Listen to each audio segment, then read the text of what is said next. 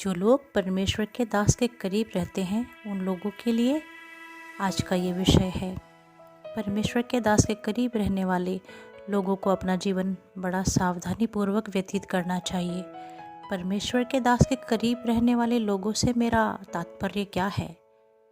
जैसे उनके साथ सेवा में जो छोटी से छोटी और बड़ी से बड़ी मदद करते हैं, उनको सहयोग करते हैं, उनके घर में काम करते हैं, उनके दास और दासियाँ दैनिक जीवन में उनका ध्यान रखते हैं, उनके साथ यात्रा करते हैं, फाइनेंस को संभालते हैं, शूटिंग करते हैं, रिकॉर्डिंग करते हैं। और इतना ही नहीं, स्वयं दास के बच्चे, उनके हस्बैंड वाइफ या रिश्तेदार या अति करीब के लोग, शैतान बड़ा धूर्त होता है जो करीब रहने वाले लोगों को दूर करने में बहुत रुचि रखता है। क्योंकि पहले तो परमेश्वर के दास के करीब आने का सौभाग्य मिलना ही बड़ा मुश्किल है, लेकिन अगर प्रभु कृपा से मिल भी जाए तो परमेश्वर सिर्फ इतना ही चाहते हैं कि आप जो दास के करीब आए हैं, आपको परमेश्वर अपनी कलीसिया प्रभु के दुल्हन को सजाने, संवारने और बढ़ाने के लिए उपयोग करना चाहता है। परमेश्वर के दास के करीब रहने वाले लोगों ने जब जब दास को सहज लिया है तब तब वो संकट में पड़े हैं, यह सोचकर कि इनसे तो हम रोज़ मिलते हैं, इनके तो हम घर ही में रहते हैं। ऐसे लोग ठोकर खाते हैं। जैसे बाइबल में मूसा की बहन मिरियम ने जब मूसा के विरोध में आवाज़ उठाई तो वो कोढ़ीन हो गई, और उसे कोढ़ीन होते देख करके हारून जो मिरियम के साथ मूसा के विरोध में मिलने वाला था, उसने पश्चाताप किया और परमेश्वर से उसने क्षमा मांगी और वो बच गया। यदि आप कोई ऐसी गलती करने जा रहे हैं, आप क्षमा मांगिए प्रभु से, परमेश्वर आपको क्षमा करेंगे और नया जीवन देंगे और कलीसिया में बनाए रखेंगे। एक मछली सारे तालाब को खराब करती है। कलीसिया में एक गलत व्यक्ति के प्रभाव में आकर बाकी लोगों के खराब होने के 100% चांस होते हैं। जैसे कोरह, दातान और अबीराम को कभी मत भूलिएगा। सच्चे दास मूसा के विरोध में इन्होंने विद्रोह किया, परमेश्वर क्रोधित हुए और धरती फट गई और इनका घर घराना पूरे सामान समेत अधोलोक में उतर गया। एली याजक थे, वे परमेश्वर के दास थे, लेकिन उनके बेटों ने अपने पिता को परमेश्वर का दास नहीं परंतु उनका पिता ही समझा। उन्होंने परमेश्वर के डर को खो दिया, परमेश्वर के भवन में भेंट लेकर आने वाली लड़कियों के साथ कुकर्म किया। परमेश्वर का कोप उनके ऊपर बरसा और वो एक ही दिन में दोनों मर गए। आपके मम्मी पापा, भाई बहन को खुदा ने अपने भवन की सेवा के लिए चुना है। आप उन्हें अपना समझ करके आप गलती ना कीजिए। आपका सौभाग्य है कि आपका सौभाग्य है कि आपने उनके घर में जन्म लिया है, लेकिन आप उन्हें ग्रांटेड मत लीजिए। आप उन्हें सहज ले रहे हैं। गलती करने से रुक जाइए। परमेश्वर की सेवा किसी की पर्सनल प्रॉपर्टी नहीं होती। खुदा हिसाब पूछेगा आपसे भी, और यदि आपके घर में कोई सेवक है उससे भी। शमूएल जैसे बचपन से प्रभु की सेवा करने वाले, प्रभु के भवन में रहने वाले दास थे, प्रभु के साथ बड़े विश्वास पात्र रहे, लेकिन उनके बच्चे उनके जैसे नहीं थे। इसी बात को पकड़ करके उन्होंने परमेश्वर से राजा की मांग की। परमेश्वर इस बात से बड़े क्रोधित हुए। शमूएल जी जान से प्रभु के लोगों की सेवा करते थे।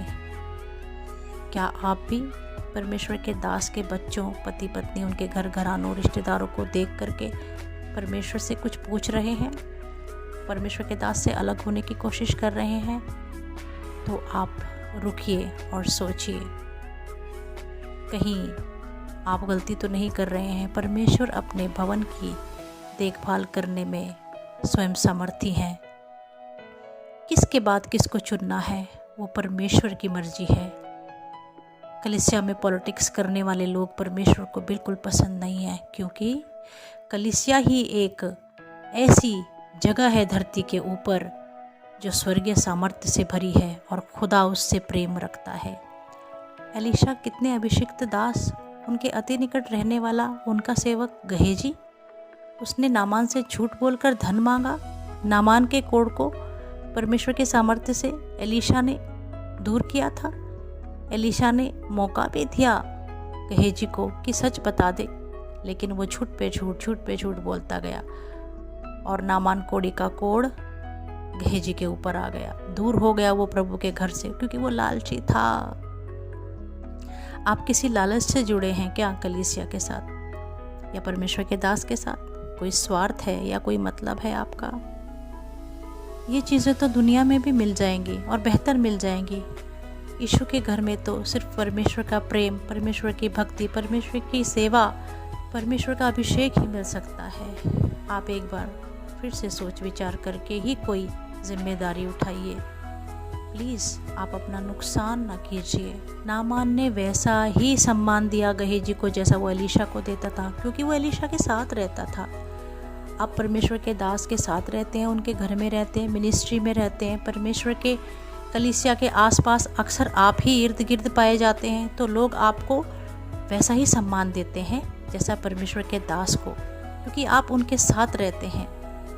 ये सम्मान ना तो परमेश्वर के दास का है और ना ही आपका। ये सम्मान तो परमेश्वर का है। जो परमेश्वर का है वो परमेश्वर को ही मिलना चाहिए। चेक करेंगे हम अपने आप को, अपने आत्मा को परखेंगे। बहुत बड़ी ठोकर खाई थी यहूदा इस्करियोत ने। पूरा भेंट का पैसा यहूदा इस्करियोत के पास रहता था। क्या यीशु को पता नहीं था?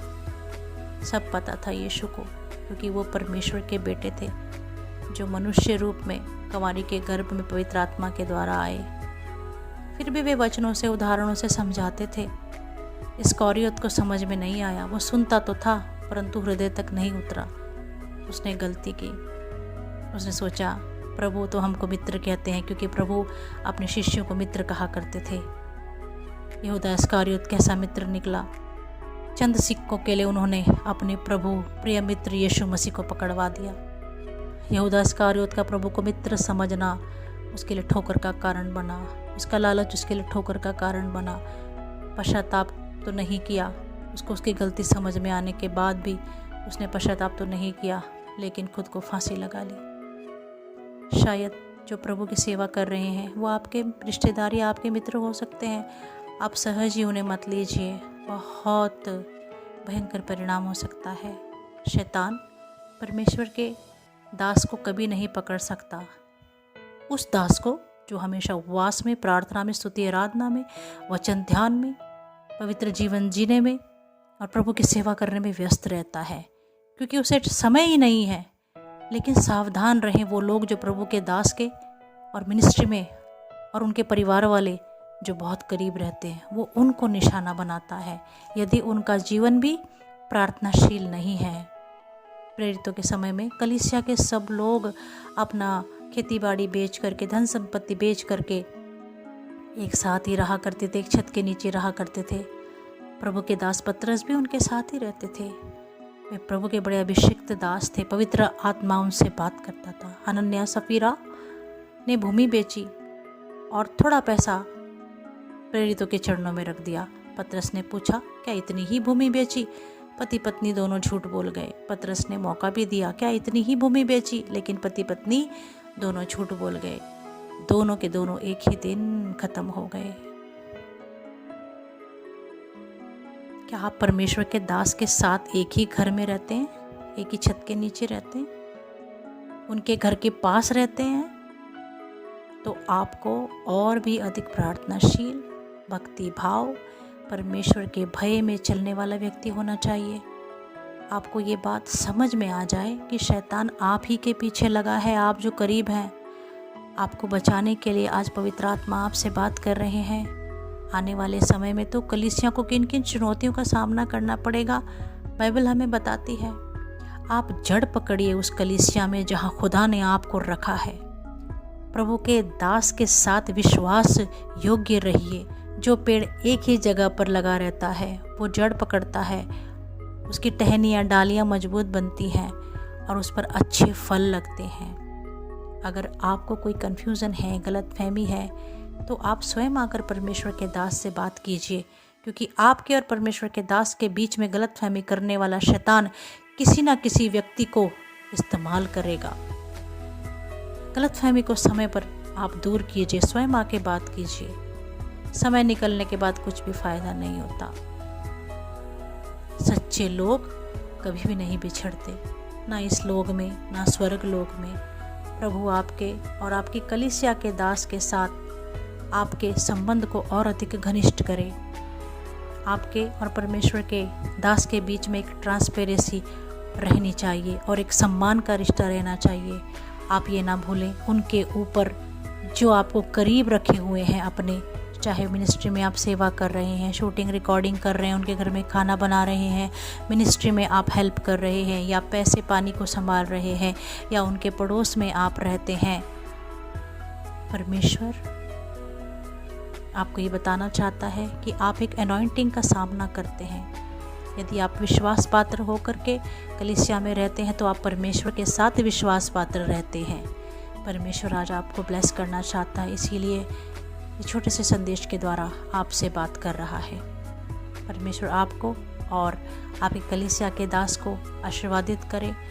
आज आप जो परमेश्वर के दास के बहुत करीब हैं, आज आप आने वाले समय में वो व्यक्ति बनने जा रहे हैं जैसे पौलुस तिमुथी का नाम लेता है, ऐसे ही परमेश्वर आपका नाम लेकर के पुकारेगा, स्वर्ग में आपको कहेगा, हे धन्य और विश्वासु दास। प्रभु आपको आशीर्वादित करे, आपकी कलीसिया को आशीर्वादित करे। प्रभु शीघ्र आने वाले हैं, अपने जीवन को हम सुधारें और प्रभु के चरणों में बैठ करके अधिक अधिक स्तुति, आराधना, प्रार्थना, उपवास, ध्यान करें। परमेश्वर आप सबको आशीर्वादित करे। आमीन।